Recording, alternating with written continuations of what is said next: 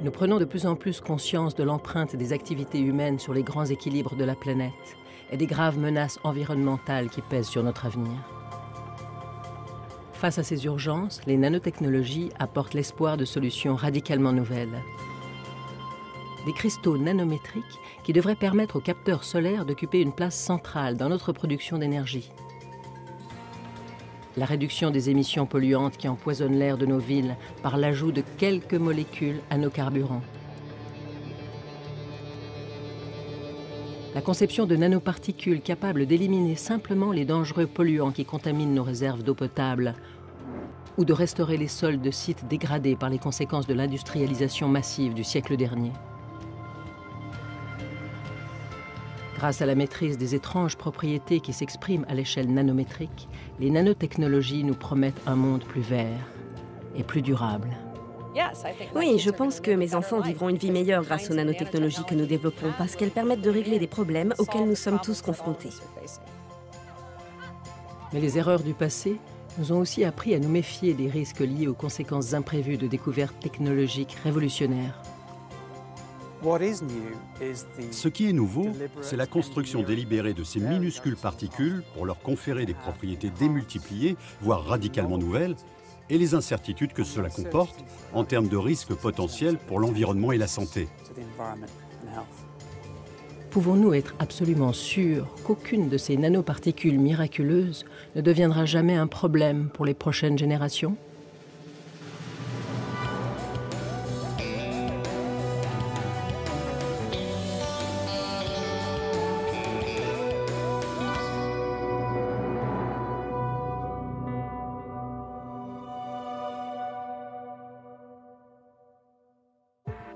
Il y a presque 30 ans, l'invention de nouveaux microscopes a ouvert aux chercheurs les portes d'une dimension encore inexplorée, la dimension nano, celle du milliardième de mètre, le monde invisible des atomes et des molécules.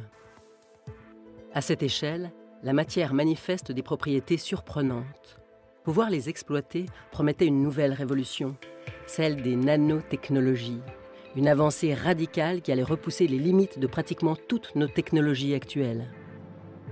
Aujourd'hui, l'avant-garde des produits issus de ces recherches émerge des laboratoires et fait son entrée dans nos vies. Mais la révolution annoncée tient-elle ses promesses ?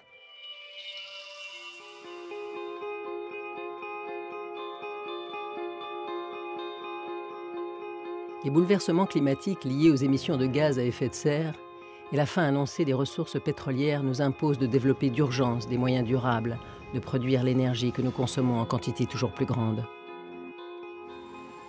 Le soleil est sans doute la ressource la plus prometteuse.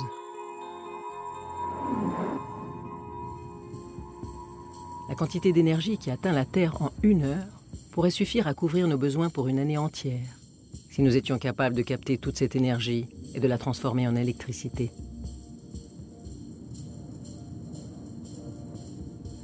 Les panneaux photovoltaïques à base de silicium ont fait d'énormes progrès au cours des dernières années. Mais ils ne parviennent toujours pas à atteindre un rapport coût-efficacité qui leur permettrait de concurrencer réellement les autres moyens de production d'énergie.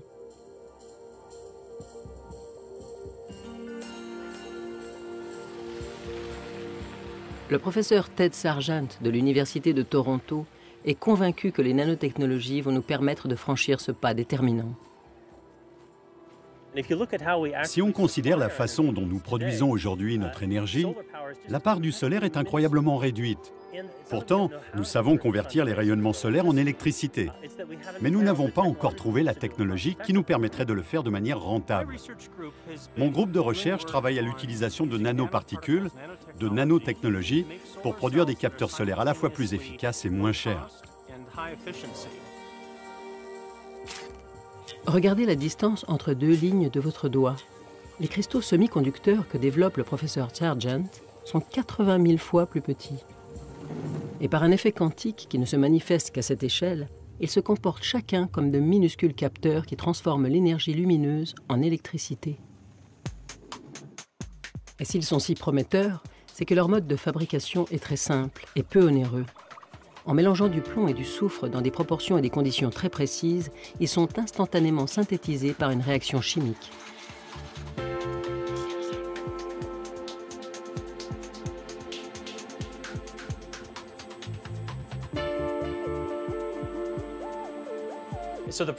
Chacune de ces réactions produit de vastes quantités de nanoparticules. Des millions, voire des milliards de nanocristaux prêts à être appliqués sur un support pour produire des panneaux solaires d'un type nouveau. C'est l'autre avantage de leur taille minuscule. En suspension dans un solvant, on peut les déposer comme une peinture, en fines couches, sur n'importe quel support solide ou flexible équipé du circuit nécessaire au transport de l'électricité.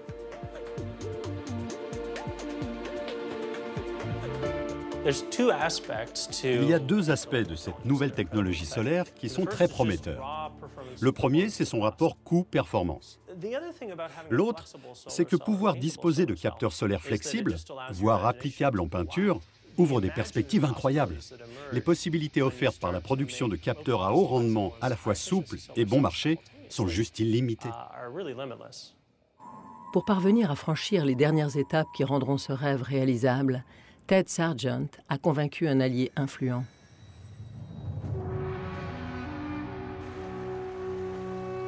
Nous sommes ici en Arabie Saoudite. Ce pays est le plus gros exportateur de pétrole du monde. Mais si l'on considère la quantité de soleil qui bombarde chaque jour son désert, le potentiel que cela représente en termes d'énergie solaire est tout simplement gigantesque. Et pour anticiper la raréfaction de la manne pétrolière, le roi Abdallah a décidé d'investir massivement dans le développement technologique. Il fait édifier à un rythme forcené une oasis intellectuelle parmi les dunes. L'université King Abdullah des sciences et technologies, ou KAUST. Le coût de cette vision ? 12 milliards de dollars. Et parmi les projets que cette université bien dotée a choisi de soutenir, celui de Ted Sargent figure en bonne place.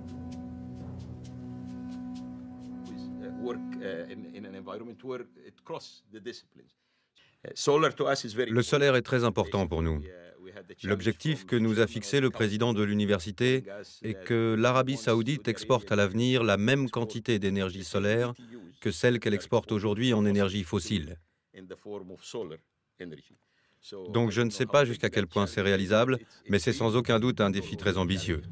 Ambitieux, certes, mais pas hors de portée selon Ted Sargent, car pour lui, toutes les barrières théoriques ont déjà été surmontées. Je pense que la situation est pratiquement la même que dans les années 50, lorsque des gens ont commencé à se demander s'il était possible d'envoyer un homme sur la Lune. Et qu'il est devenu évident qu'il n'y avait aucun obstacle théorique, qu'aucune loi de la physique n'interdisait d'y parvenir. C'est donc devenu un défi technologique. Un défi associé de surcroît à la possibilité de retombées financières mirobolantes. Aujourd'hui, le marché de l'énergie représente 9 000 milliards de dollars. Je ne vois aucun autre secteur économique de cette importance. Et c'est quelque chose qu'on ne remarque presque plus, tellement c'est en permanence autour de nous. Ted Sargent est ici pour présenter un autre avantage déterminant de ces nanocristaux sur les technologies actuelles. Ils permettent de capter l'énergie de l'ensemble du spectre lumineux. La moitié de l'énergie solaire se trouve dans les fréquences infrarouges et l'autre moitié dans le spectre visible. Mes recherches reposent sur l'idée que pour produire des capteurs solaires efficaces, il faut pouvoir convertir l'énergie de tout le spectre lumineux. Et pour y parvenir, il utilise une propriété typique des particules de dimension nanométrique. Selon leur taille et leur forme, elles réagissent à différentes parties du spectre lumineux. Un des phénomènes qui est au cœur des nanotechnologies, c'est notre capacité à ajuster les propriétés de la matière grâce à ce qu'on appelle l'effet dimensionnel quantique.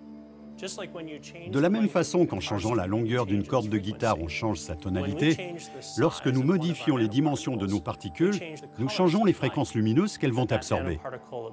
Et donc, dans mon laboratoire, lorsque nous synthétisons 3 lots différents de nanoparticules, nous pouvons faire en sorte que chacun réagisse à une tranche différente du spectre lumineux.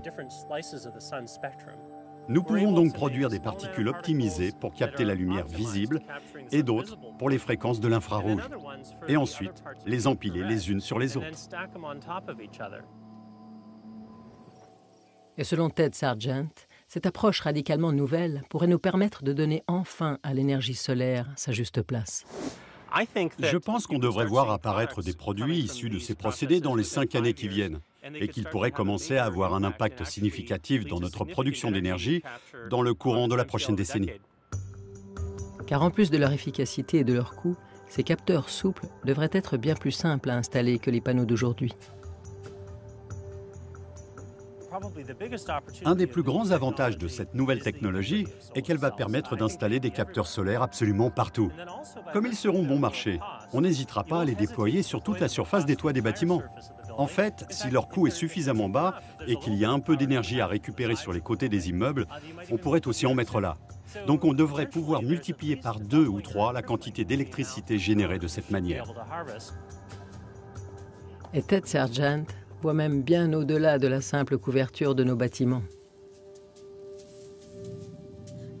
Imaginez qu'on puisse dérouler de gigantesques tapis solaires, couvrir de vastes étendues de terre inutilisées de tissus solaires que l'on pourrait déployer très facilement et qui, pour un coût abordable, auraient un rendement très efficace. Des visions comme celle-ci matérialisent un des plus grands espoirs suscités par les nanotechnologies. Nous donner les moyens de sortir de l'impasse énergétique dans laquelle nous sommes. Mais la question de l'usage qui sera fait de ces moyens reste posée et peut donner lieu à toutes sortes de projections alternatives.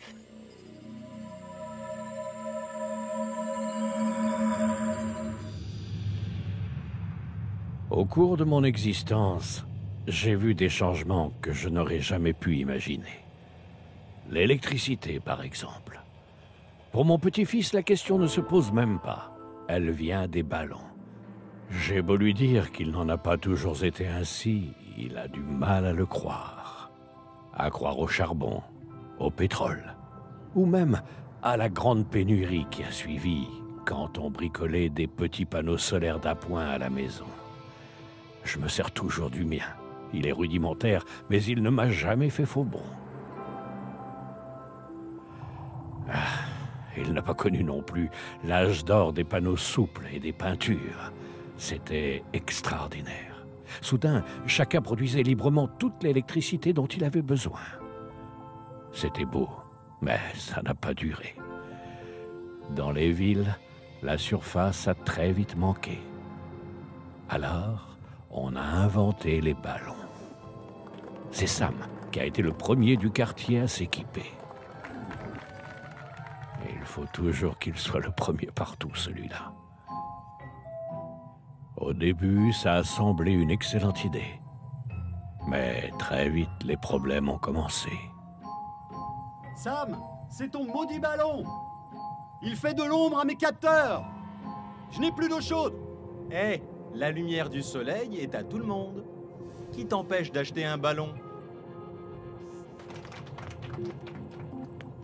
Hé! Oh, c'est du vol d'énergie! Hé, j'y suis pour rien. C'est le progrès, ne sois pas rétrograde. Non mais tu vas voir ce que j'en fais de ton progrès! Ça se fait, Toi, qu'est-ce que voleur tu... de soleil! Non mais, hé, arrête! Non mais... oh.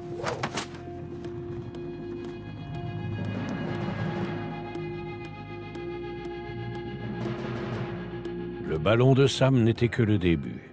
Depuis, les incidents se sont multipliés. Et certains ont vite vu les bénéfices qu'ils pouvaient tirer de la situation. Les grands ballons collecteurs sont apparus. Aujourd'hui, ils nous volent notre soleil et nous revendent l'électricité.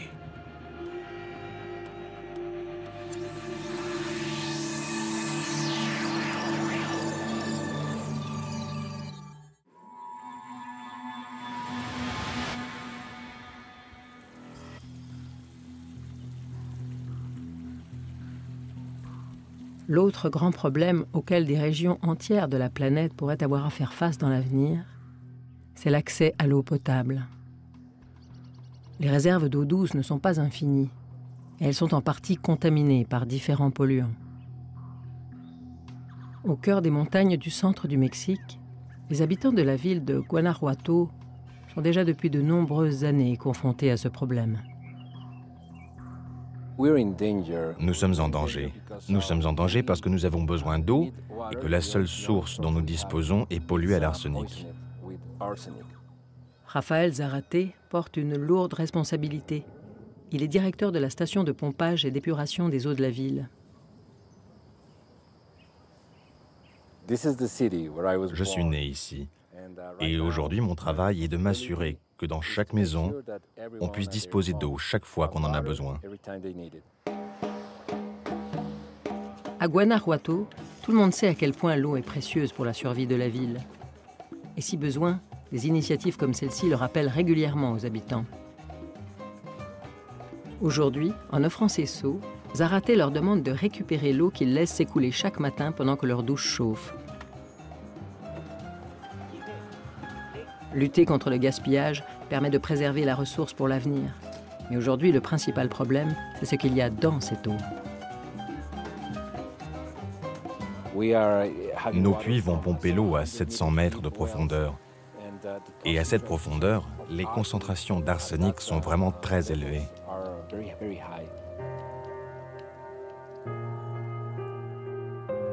L'arsenic provoque un empoisonnement progressif qui entraîne des cancers mortels. Et pourtant, plus de 55 millions de personnes dans le monde sont contraintes de boire une eau naturellement contaminée par ce produit. La raison principale est qu'il est extrêmement difficile d'éliminer l'arsenic présent dans l'eau avec les méthodes actuelles. L'eau qui sort de notre station est très propre, mais nous ne parvenons pas à éliminer l'arsenic. Et les technologies qui existent aujourd'hui pour le faire sont bien trop chères pour nous.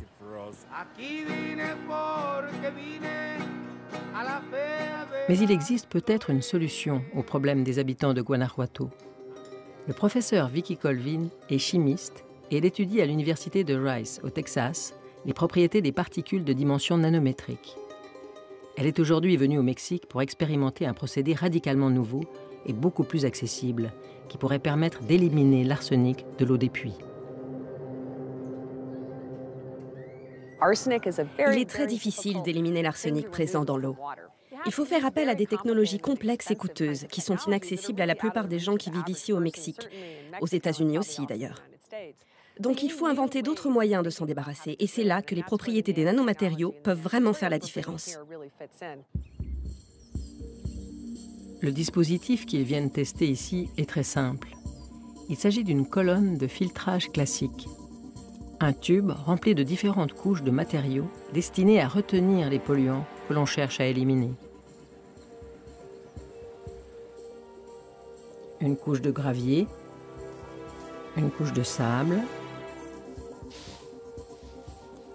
et une couche de l'ingrédient actif qui devrait capter l'arsenic présent dans l'eau, de l'oxyde de fer, autrement dit, de la rouille. Ce n'est pas tout à fait de la rouille, c'est de la magnétite. C'est une forme de rouille, un des membres de cette grande famille, mais elle a une propriété particulière. Elle crée des liens très forts avec l'arsenic. Elle se comporte comme une incroyable éponge à arsenic. En fait, ce qui rend la magnétite si particulière et lui donne cette propriété, c'est qu'elle se présente sous la forme de particules de dimension nanométrique. Les matériaux à l'échelle nanométrique ont une manière très particulière d'interagir avec ce qui les entoure. Leur comportement est très différent de celui d'objets un tout petit peu plus gros, et c'est ce qui fait toute leur valeur. Pourquoi cette différence? Parce que plus ces grains sont petits, plus un matériau présente une grande surface de contact. Pour une faible différence de taille, l'augmentation de surface est impressionnante. Or, c'est par les contacts de surface que se produisent les réactions chimiques. Un matériau composé de nanoparticules voit donc ses propriétés chimiques démultipliées à l'extrême. Un seul gramme de cette nanorouille présente une surface de contact de la taille de plusieurs terrains de football. Et c'est là que vient se coller l'arsenic. Donc avec très peu de ce matériau, on peut piéger des quantités énormes d'arsenic.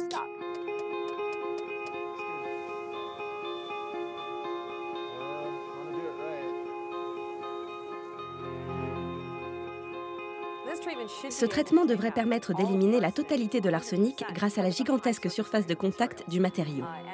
Et si ça fonctionne, cela veut dire qu'on aura besoin de très petites quantités pour purifier l'eau pendant des jours et des jours, peut-être des mois. Et c'est ce que nous cherchons, une solution économique et simple qui règle le problème. On espère filtrer 10 000 litres d'eau avec juste 7 livres de magnétite. Voilà, serre-le bien. Si cette colonne de test donnait des résultats à la hauteur des espérances, il serait donc facilement envisageable d'appliquer ce traitement à l'ensemble des eaux de la ville.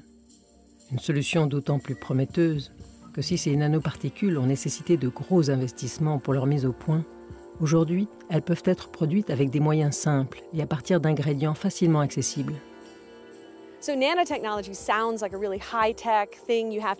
Les nanotechnologies font penser à quelque chose de très high-tech, qui se pratique uniquement dans des salles blanches de laboratoire. Mais en fait, ce n'est pas le cas. Nous avons une connaissance si précise de la synthèse de ces matériaux que nous pouvons faire en sorte que les gens qui en ont besoin puissent vraiment les fabriquer sur place, à des coûts très bas. Ces matériaux-là peuvent être fabriqués dans une cuisine, si nécessaire.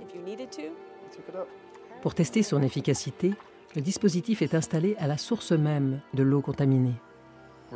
On pompe directement l'eau polluée du puits dans notre colonne de filtrage.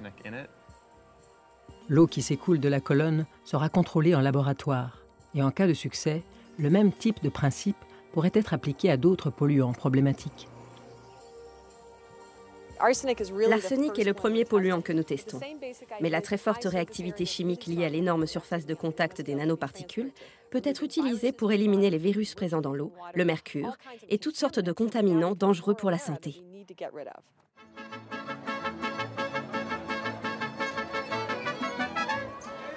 Guanajuato se prépare pour une des plus grandes fêtes traditionnelles de l'année, le Festival des Fleurs. Mais pendant que la ville entière est dans les rues pour participer aux festivités, Jessie Farrell se met au travail. Le moment est venu de tester les échantillons recueillis à la sortie de la colonne pour voir si la nanorouille est parvenue à débarrasser l'eau de son arsenic.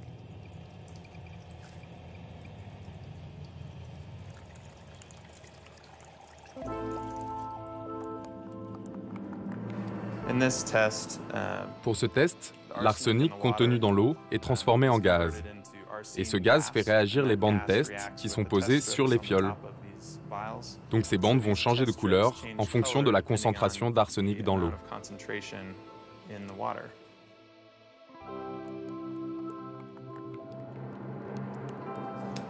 Comment ça va? Oh, pas mal. J'arrive juste au bout du temps de réaction pour l'arsenic et j'en suis à vérifier les résultats. Parfait, parfait. Pour Vicky Colvin et Raphaël Zarate, c'est le moment de vérité. Les nanoparticules sont-elles parvenues à capter tout l'arsenic présent dans l'eau? Ça, c'est avant. Et maintenant, on va voir après.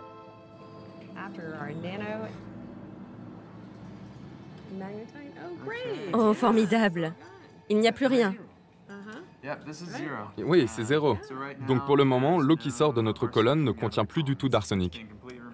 Formidable. C'est juste une expérience, mais c'est vraiment un excellent résultat. Il ne reste plus qu'à voir sur la durée. Je pense qu'aujourd'hui, c'est la technologie que nous devons développer. La contribution de notre génération au monde sera de l'emmener à l'étape suivante. Et donc oui, je pense que mes enfants vivront une vie meilleure grâce aux nanotechnologies que nous développons, parce qu'elles permettent de régler des problèmes auxquels nous sommes tous confrontés.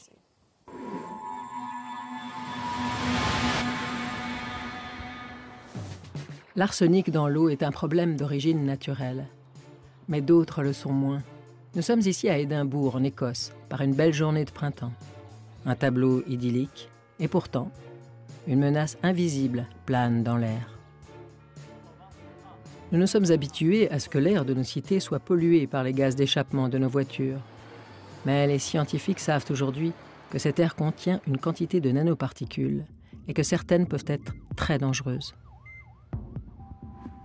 Qu'est-ce qu'elle faisait quand elle a ressenti ces douleurs dans la poitrine? C'est une bonne question. En fait, elle était au volant de sa voiture dans des embouteillages quand les douleurs à la poitrine ont commencé. Le docteur David Newby est chirurgien en cardiologie. Et lorsqu'il se rend chaque jour à l'infirmerie royale, il évite soigneusement les rues où la circulation est trop dense. On voit beaucoup de patients arriver aux urgences de cardiologie victimes de graves crises cardiaques, des crises qui peuvent être mortelles. Et lorsqu'on cherche à savoir ce qu'ils faisaient dans les heures qui ont précédé la crise, on se rend compte qu'un fort pourcentage d'entre eux se trouvaient dans les encombrements. Et cette association entre crise cardiaque et embouteillage ne doit rien à l'énervement des conducteurs. Le danger pourrait, selon le docteur Newby, venir des nanoparticules en suspension dans les gaz d'échappement du diesel.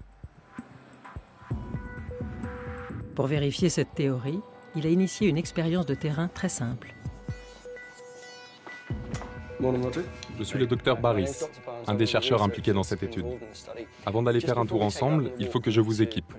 Un électrocardiogramme et une mesure de la pression artérielle.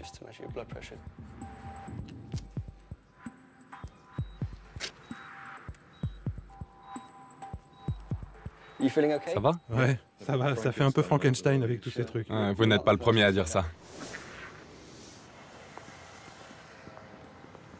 Une fois équipés, ils partent traquer dans les rues encombrées les volutes invisibles de nanoparticules. L'idée est de mesurer les réactions physiologiques du sujet lorsqu'il respire ces particules. Je pense qu'au passage de ce bus, on devrait avoir des chiffres intéressants. On est à 30 000 à peu près en ce moment. Vous voyez, c'est monté jusque-là. Ça fait à peu près 48 000. Est-ce que ça va? Oui, ça va. L'étude est encore en cours, mais les résultats obtenus tendent à corroborer l'intuition du docteur Newby. Nous savons maintenant que les gaz d'échappement des moteurs diesel contiennent de minuscules particules, des nanoparticules qui sont créées au moment de la combustion. Quand des gens respirent ces nanoparticules en suspension dans l'air, elles peuvent avoir un effet sur les poumons, provoquer une inflammation des poumons qui va entraîner une cascade de réactions qui peuvent affecter le cœur et déclencher une crise cardiaque. Et si dans les embouteillages, vous croyez vous mettre à l'abri de ces nanoparticules en fermant soigneusement les fenêtres de votre voiture, vous allez être surpris. À l'intérieur d'une voiture, les niveaux de pollution sont bien plus élevés qu'à l'extérieur. Ils sont 4 à 5 fois plus élevés à l'intérieur. Donc il y a 4 à 5 fois plus de nanoparticules. C'est l'accès à la dimension nanométrique qui a permis d'identifier le danger que représentent ces particules que nous produisons déjà depuis longtemps. Et c'est peut-être la maîtrise des réactions qui se produisent à cette échelle qui va permettre de résoudre ce problème. Peter Dobson est professeur à l'université d'Oxford.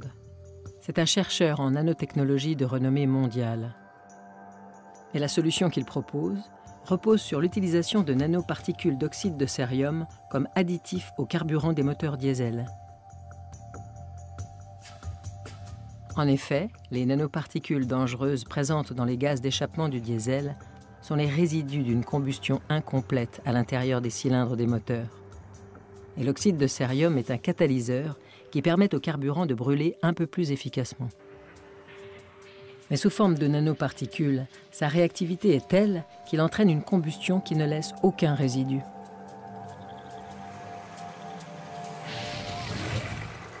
Si on transforme de gros morceaux d'oxyde de cérium en une quantité de toutes petites nanoparticules, on obtient une surface d'échange gigantesque. Et c'est cette surface qui provoque la catalyse et rend donc ce matériau si efficace comme additif au diesel.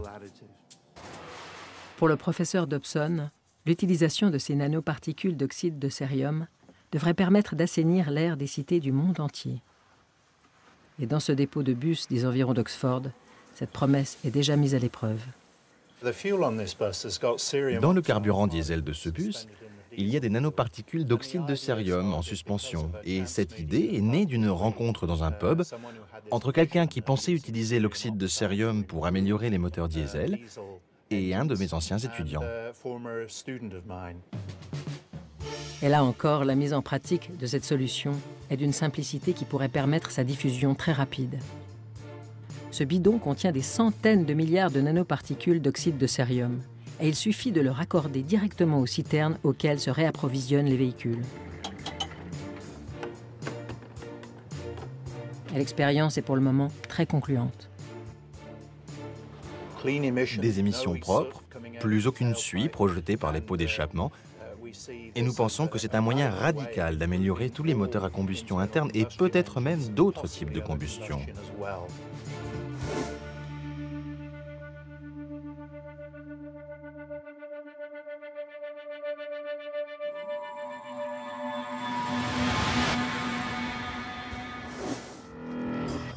Décontaminer l'eau, réduire nos rejets nocifs dans l'air, les possibilités offertes par l'extraordinaire réactivité chimique des nanoparticules sont impressionnantes.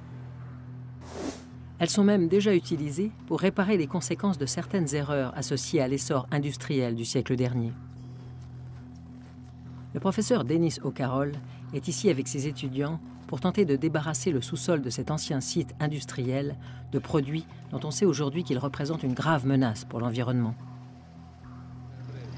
De l'autre côté de ce bâtiment, il y avait un parking où ils nettoyaient les camions et les outils au trichloréthylène, un solvant couramment utilisé pour dégraisser.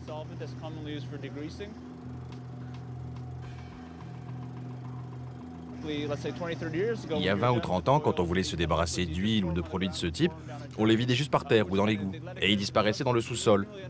On n'avait pas encore compris que ces produits allaient rester là pendant très longtemps et qu'ils étaient extrêmement toxiques. Dans ce baril, le professeur O'Carroll prépare la synthèse d'une énorme quantité de nanoparticules qu'il compte utiliser pour neutraliser les polluants présents dans le sous-sol de ce site.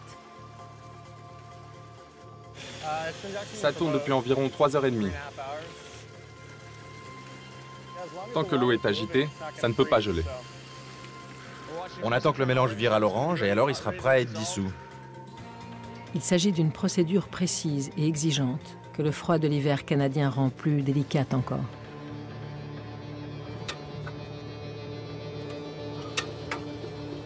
Mais retarder l'opération n'aurait fait que compliquer la tâche.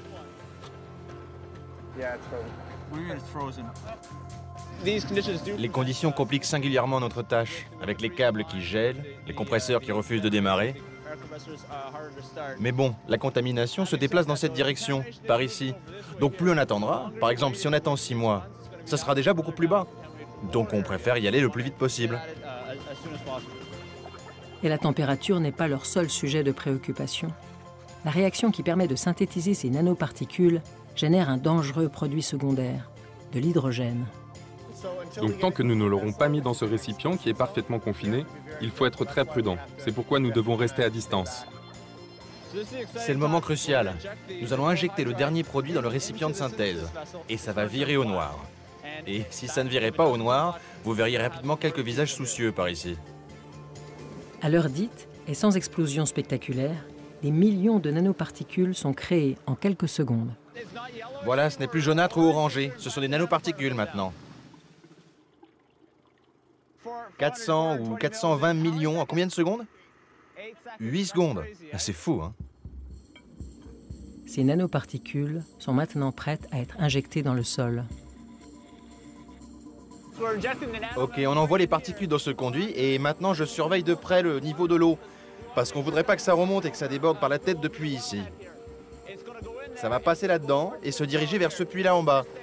Je reste ici juste au cas où ça remonterait comme un geyser. Une fois dans le sol, ces particules provoquent une réaction qui va neutraliser le trichloréthylène en privant chaque molécule d'un de ses atomes de chlore.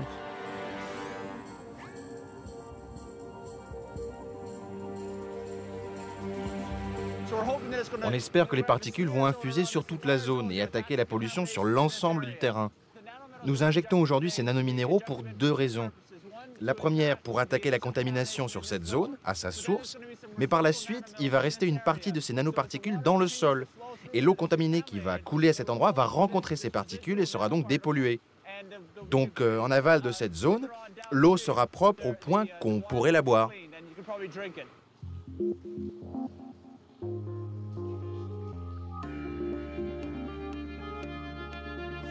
On estime à près de 400 000 le nombre de sites contaminés de ce type en Amérique du Nord. En fait, il y en a un peu partout. Et jusqu'à présent, les opérations de dépollution nécessitaient des moyens et des investissements trop importants pour qu'elles soient envisageables dans la plupart des cas. L'utilisation des propriétés des nanoparticules et des approches issues des nanotechnologies pourrait totalement changer cette situation. Ça devrait virer au noir dans les 40 minutes, je dirais. Ça veut dire qu'on a une bonne diffusion sur l'ensemble du site à dépolluer. Pour le professeur O'Carroll, c'est la solution d'avenir pour les sites comme celui-ci. Nous pensons que ce type de technologie va être rapidement adopté un peu partout parce qu'elle permet d'intervenir à la source même de la pollution. Les autres techniques imposent de retourner la terre sur l'ensemble du site, ce qui est très coûteux. Et puis, il faut savoir quoi faire de toute cette terre contaminée. Alors que là, nous avons une technique qui permet l'injection directe, là où la réaction doit s'opérer. on n'a pas à chambouler toute la zone. La réactivité exceptionnelle des nanoparticules est un atout qui va permettre de développer des moyens plus accessibles et efficaces de préserver ou de restaurer notre environnement. Mais pour la plupart d'entre nous, leur pouvoir reste mystérieux et bien souvent source d'inquiétude.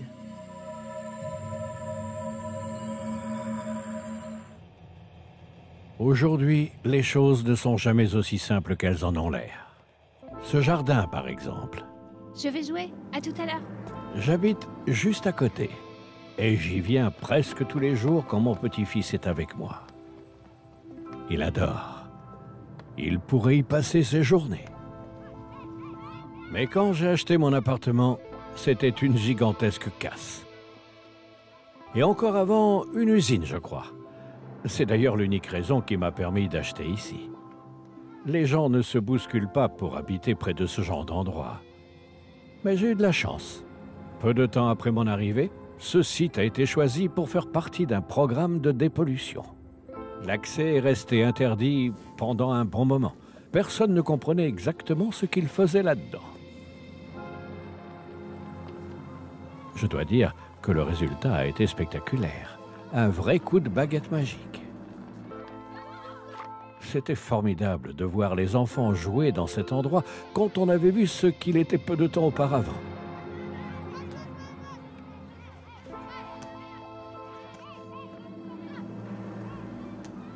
Et puis, le mois dernier, ils ont de nouveau fermé le jardin plusieurs jours. Et des fonctionnaires sont revenus faire des prélèvements. C'est à ce moment que les ortinano ont commencé leur action. Leur tract était franchement effrayant. Au début, je n'y ai pas vraiment prêté attention.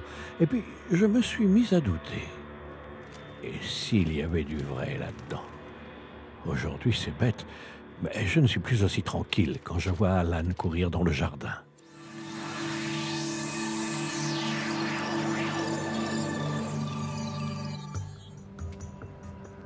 En tant que spécialiste des risques environnementaux de l'Université de Westminster, le docteur Richard Owen suit depuis le début le développement des produits des nanotechnologies et les questions qu'ils soulèvent.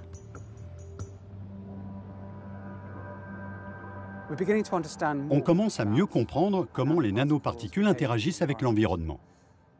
Mais leur comportement est très complexe. Il est essentiel de reconnaître que nul n'est infaillible et que parfois nos technologies peuvent mal tourner. Ce n'est pas une obligation si nous les développons de manière responsable. C'est le défi auquel nous sommes confrontés avec ce qui est sans doute la technologie la plus prometteuse du XXIe siècle. La principale question que les gens se posent, c'est: est-ce que ces technologies sont inoffensives? Elles sont très prometteuses. Mais ne vont-elles pas être source de nouveaux problèmes pour l'avenir, comme l'amiante, par exemple? L'exemple de l'amiante et de la découverte tardive de ses conséquences dramatiques est dans tous les esprits. Ken Donaldson est toxicologue à l'Université d'Édimbourg. C'est un spécialiste des particules. Et il a longuement étudié un de ces nouveaux nanomatériaux miraculeux, les nanotubes de carbone. Justement à cause de leur ressemblance avec les fibres d'amiante. Nous nous sommes intéressés aux nanotubes de carbone parce qu'ils sont longs et fins comme l'amiante. L'amiante se présente sous forme de fibres très fines qui peuvent être en suspension dans l'air et qui, lorsqu'on les respire, causent des dommages aux poumons. Or, les nanotubes de carbone sont aussi des structures longues et fines que l'on peut respirer. Or, une fois dans les poumons, on sait aujourd'hui les terribles conséquences que peuvent entraîner les longues fibres de l'amiante. Une fois dans les poumons, les fibres d'amiante ne peuvent pas ressortir. Elles se coincent et déclenchent des inflammations et ensuite un cancer qu'on appelle mésothéliome. C'est une forme particulièrement mortelle de cancer. L'issue est toujours fatale et entre le diagnostic et le décès, il s'écoule en général 1 an. Cependant, pour lui, le simple fait d'être alerté sur la structure similaire des nanotubes de carbone devrait permettre d'éviter des conséquences du même ordre.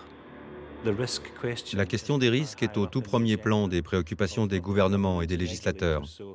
Donc je pense qu'il est très improbable que l'exposition aux nanoparticules provoque une épidémie comme celle causée par l'amiante. Mais si la vigilance peut permettre d'écarter les risques directs pour nos organismes, la question de l'impact des nanoparticules sur l'environnement est bien plus complexe à trancher. C'est ce qui préoccupe le professeur Mark Wessner de l'université de Duke. Un prix Nobel a été attribué pour le développement du DDT, parce qu'il allait permettre de faire disparaître le paludisme. Ce que nous essayons de faire avec les nanotechnologies, c'est d'éviter ce type de déception, d'éviter ce genre de conséquences sur l'environnement. Alors ici, nous testons le comportement des nanomatériaux dans des environnements très complexes. Ces grandes caisses de bois sont des mésocosmes, des écosystèmes miniatures qui contiennent de l'eau, de la terre, des plantes, des insectes et même des poissons. Les étudiants du professeur Wessner les arrosent de nanoparticules d'argent qui sont aujourd'hui utilisées comme antibactériens dans toutes sortes de produits.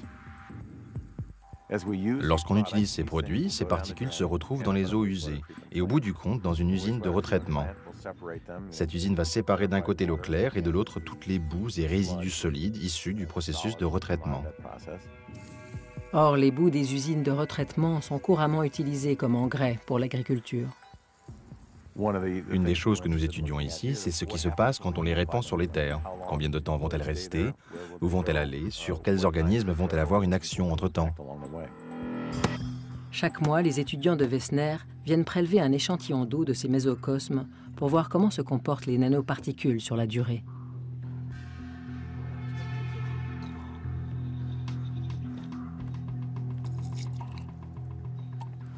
Les nanoparticules sont essentiellement constituées de surface.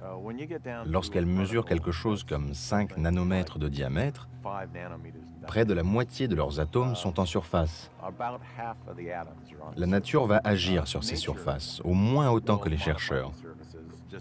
On peut travailler autant qu'on veut ces surfaces, mais dès qu'elles seront libérées dans la nature va commencer à les modifier et nous pensons que ces modifications changent les propriétés mêmes des nanomatériaux.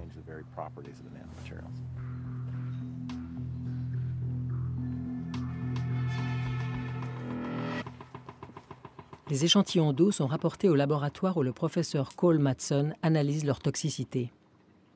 L'ambition est de parvenir à comprendre ce qui se passe quand ces particules créées par l'homme se retrouvent dans la nature, comment elles réagissent, comment elles se déplacent, si elles finissent par disparaître ou par modifier leur environnement.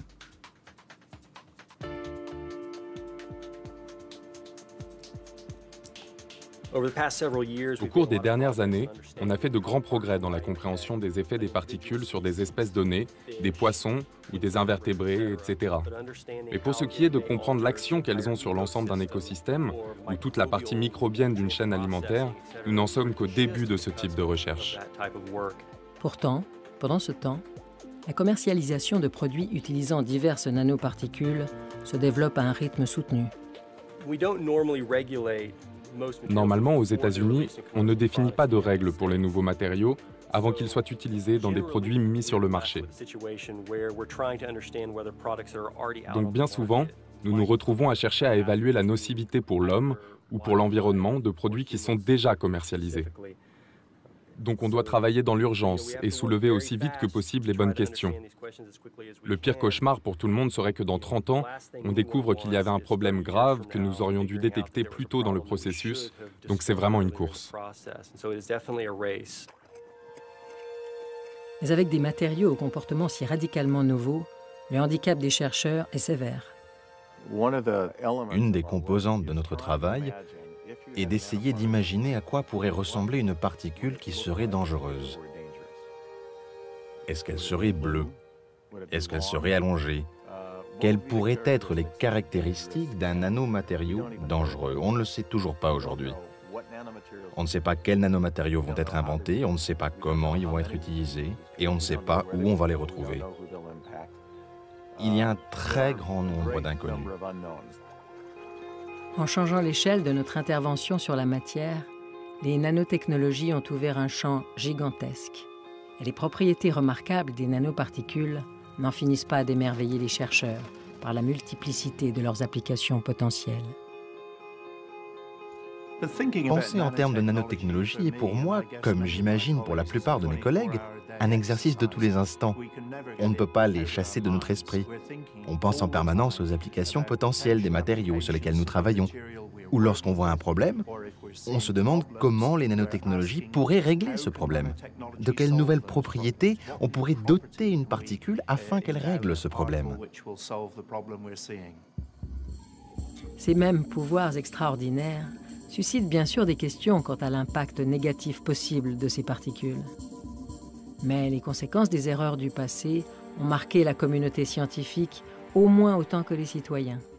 Et les risques potentiels sont aujourd'hui questionnés très en amont de la recherche. C'est ce qui nous caractérise en tant qu'êtres humains, cet appétit d'avancer et d'innover. Mais nous savons aussi qu'il faut le faire de manière responsable. Avec une technologie aussi prometteuse, il ne s'agirait pas de léguer à nos petits-enfants de nouveaux problèmes qu'ils auraient à résoudre. Il faut qu'on soit plus malin que les gens du XXe siècle face aux problèmes environnementaux. Nous savons maintenant que pour chaque nouvelle technologie, chaque nouveau produit qui règle un problème, il y a la possibilité qu'il engendre d'autres problèmes si on n'a pas soigneusement envisagé toutes les conséquences. Mais les nanotechnologies sont une des premières technologies émergentes qui s'est confrontée aux questions environnementales et de santé longtemps avant d'être communément utilisée. Ça fait partie de la culture de notre communauté scientifique d'avoir une approche responsable dès les premiers stades de nos découvertes. Et cette façon de faire les choses et de se poser ces questions fait partie intégrante de ce que sont les nanotechnologies. Ce qui est sans doute vrai pour les chercheurs ne l'est peut-être pas autant pour tous les industriels.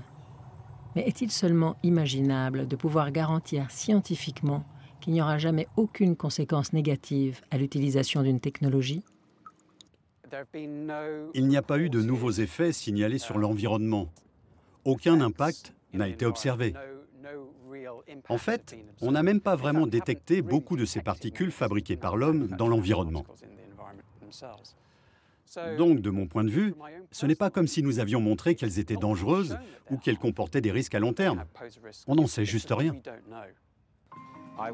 Je serais très surpris qu'aucune conséquence imprévue ne parvienne à passer au travers du crible de nos expériences. On ne peut pas tout anticiper, mais on peut réduire les incertitudes et limiter l'impact. Selon certains calculs récents, simplement pour faire passer les tests de sécurité aux nanoparticules déjà sur les marchés aux États-Unis, il faudrait entre 30 et 50 ans et près d'1 milliard de dollars. Il est difficile d'estimer combien de temps il va falloir pour savoir si les nanomatériaux peuvent ou non représenter un risque pour l'environnement ou la santé. Mais ça va prendre plusieurs dizaines d'années, c'est sûr. Plusieurs décennies pour avoir des réponses complètes, juste pour ceux qui sont déjà là aujourd'hui, et pouvoir baser nos décisions sur ces informations. La question est donc de savoir si nous sommes prêts à attendre tout ce temps avant de commencer à utiliser ces nouveaux pouvoirs. Aussi, au vu des enjeux, nous pouvons nous satisfaire de la conviction des chercheurs plutôt que de certitudes scientifiquement établies. Je fais partie des optimistes. Je pense que les nanotechnologies vont beaucoup plus contribuer à améliorer l'environnement qu'à l'endommager. Un grand nombre des questions posées par les nouvelles technologies ne sont pas des questions techniques de sécurité, ce sont des questions philosophiques. Quelles technologies voulons-nous? Sont-elles sûres? Doit-on consulter le public sur la direction à leur donner? Rendent-elles nos vies meilleures? Ont-elles des conséquences imprévues? Créent-elles de nouvelles inégalités? Nous acceptons ces technologies, nous achetons ces produits et nous continuons notre chemin. Ce que nous devrions sans doute faire, c'est prendre un peu plus le temps de la réflexion. Penser au monde dans lequel nous développons ces technologies et à la vie que nous construisons autour d'elles.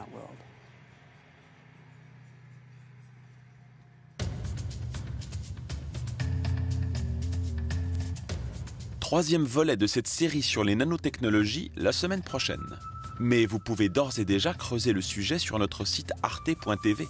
Pour l'heure, place à la série Les gars et les filles, avec un épisode intitulé « Cet homme-là est un millefeuille ».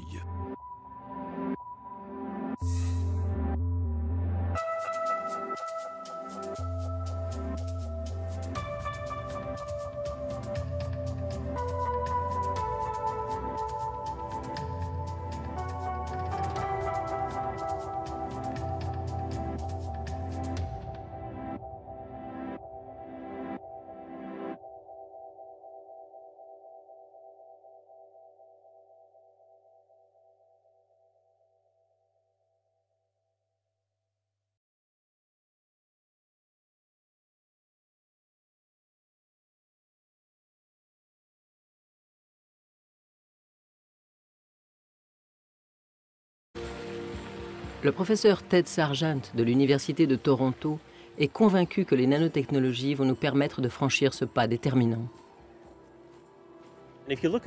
Si on considère la façon dont nous produisons aujourd'hui notre énergie, la part du solaire est incroyablement réduite. Pourtant, nous savons convertir les rayonnements solaires en électricité. Mais nous n'avons pas encore trouvé la technologie qui nous permettrait de le faire de manière rentable. Mon groupe de recherche travaille à l'utilisation de nanoparticules, de nanotechnologies, pour produire des capteurs solaires à la fois plus efficaces et moins chers. Regardez la distance entre deux lignes de votre doigt. Les cristaux semi-conducteurs que développe le professeur Sargent sont 80 000 fois plus petits. Et par un effet quantique qui ne se manifeste qu'à cette échelle, ils se comportent chacun comme de minuscules capteurs qui transforment l'énergie lumineuse en électricité. Et s'ils sont si prometteurs, c'est que leur mode de fabrication est très simple et peu onéreux. En mélangeant du plomb et du soufre dans des proportions et des conditions très précises, ils sont instantanément synthétisés par une réaction chimique.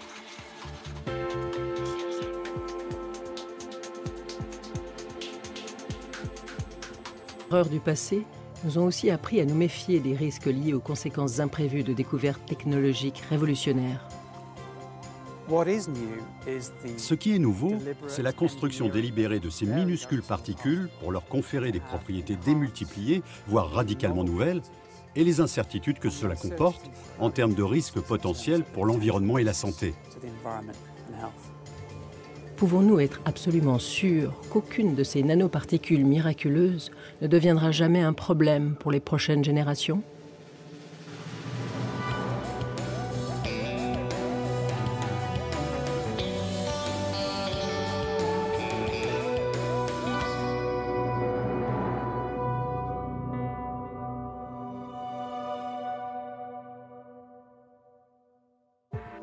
Il y a presque 30 ans, l'invention de nouveaux microscopes a ouvert aux chercheurs les portes d'une dimension encore inexplorée, la dimension nano, celle du milliardième de mètre, le monde invisible des atomes et des molécules.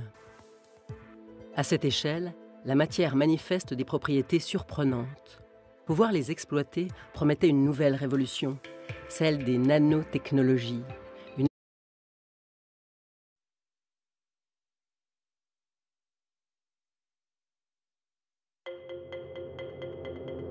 Nous prenons de plus en plus conscience de l'empreinte des activités humaines sur les grands équilibres de la planète et des graves menaces environnementales qui pèsent sur notre avenir. Face à ces urgences, les nanotechnologies apportent l'espoir de solutions radicalement nouvelles. Des cristaux nanométriques qui devraient permettre aux capteurs solaires d'occuper une place centrale dans notre production d'énergie. La réduction des émissions polluantes qui empoisonnent l'air de nos villes par l'ajout de quelques molécules à nos carburants. La conception de nanoparticules capables d'éliminer simplement les dangereux polluants qui contaminent nos réserves d'eau potable ou de restaurer les sols de sites dégradés par les conséquences de l'industrialisation massive du siècle dernier. Grâce à la maîtrise des étranges propriétés qui s'expriment à l'échelle nanométrique, les nanotechnologies nous promettent un monde plus vert et plus durable. Oui, je pense que mes enfants vivront une vie meilleure grâce aux nanotechnologies que nous développons parce qu'elles permettent de régler des problèmes auxquels nous sommes tous confrontés. Mais les erreurs d'avancée radicale qui allaient repousser les limites de pratiquement toutes nos technologies actuelles. Aujourd'hui, l'avant-garde des produits issus de ces recherches émerge des laboratoires et fait son entrée dans nos vies. Mais la révolution annoncée tient-elle ses promesses ?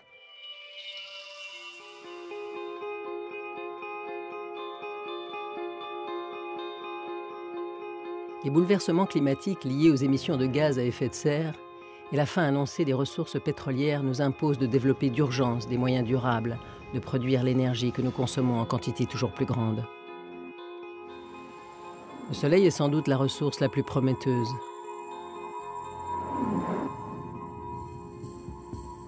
La quantité d'énergie qui atteint la Terre en 1 heure pourrait suffire à couvrir nos besoins pour une année entière, si nous étions capables de capter toute cette énergie et de la transformer en électricité.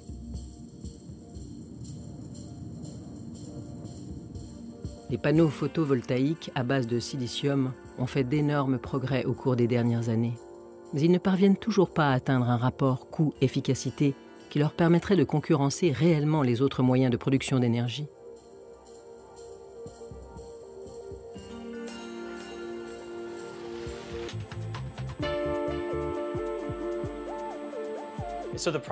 Chacune de ces réactions produit de vastes quantités de nanoparticules. Des millions, voire des milliards de nanocristaux prêts à être appliqués sur un support pour produire des panneaux solaires d'un type nouveau. C'est l'autre avantage de leur taille minuscule. En suspension dans un solvant, on peut les déposer comme une peinture, en fines couches, sur n'importe quel support solide ou flexible équipé du circuit nécessaire au transport de l'électricité.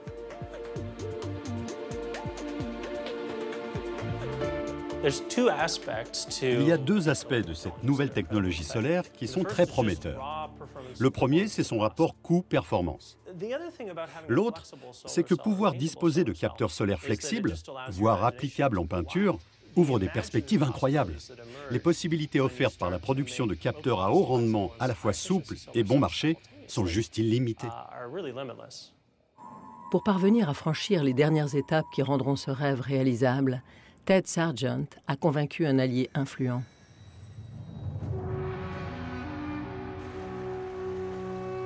Nous sommes ici en Arabie Saoudite.